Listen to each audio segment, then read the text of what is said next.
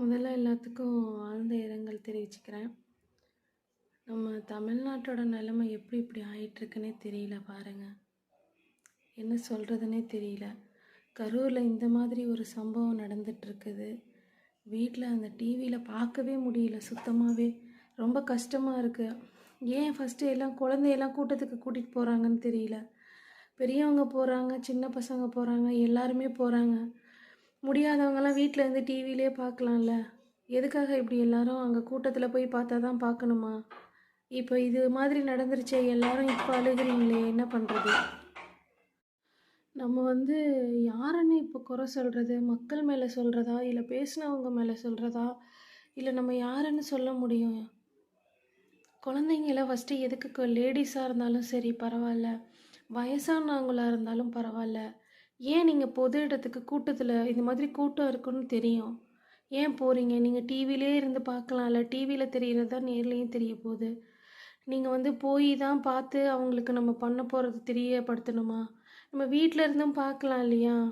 இப்போ பார்க்குறதுக்கு நமக்கே இவ்வளோ கஷ்டமாக இருக்குது.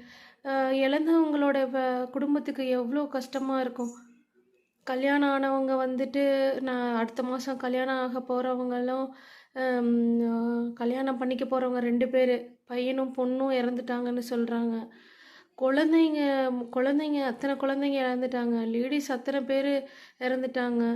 இதெல்லாம் பார்க்கும்போது ரொம்ப கஷ்டமாகவே இருக்குது. இந்த மாதிரி நடக்கிறதுக்கு என்ன காரணம்னு தெரியல. இது தன்னிச்சையாக நடந்ததா, இல்லை வேணும்னே நடந்ததா, இல்லை என்னன்னு தெரியல. எப்படி சொல்கிறதுனே தெரியல. ஏன்னா கூட்டம் அலைமோதுகிற கூட்டம் இருக்குது. நம்ம யாரையுமே பேச முடியாது. கூட்டம் இருக்குதுன்ற போது அந்த மாதிரி இடத்துல இந்த மாதிரி நடக்க தான் செய்யுது. நிறைய இடத்துல நம்ம கோயிலுக்கு போனாலும் சரி, இல்லை எங்கேயோ ஒரு திருவிழாவுக்கு போனாலும் சரி, அங்கெல்லாம் இந்த மாதிரி கூட்டம் இருக்க தான் செய்யுது. நீங்கள் இவ்வளோ கூட்டத்துலேயும் போயிட்டு இந்த மாதிரி சம்பவம் நடந்திருக்கு. இங்கே கூட தான் நடந்துச்சு, திருச்சியில் கூட தான் நடந்துச்சு. நாங்கள்லாம் போகணுன்னு விருப்பம் தான், ஆனால் எங்களுக்கு போக முடியல. நாங்கள் வீட்டில் இருந்தே தான் பார்த்துக்கிட்டோம். நீங்கள் அது மாதிரி இப்போ பெரியவங்க எல்லாருமே தயவு செஞ்சு நான் என்ன சொல்கிறேன்னா, பொதுக்கூட்டத்துக்கு நீங்கள் போகிறதா இருந்துச்சுன்னா லேடிஸ் அப்புறம் குழந்தைங்க தயவு செஞ்சு கூட்டிகிட்டு போகாதீங்க.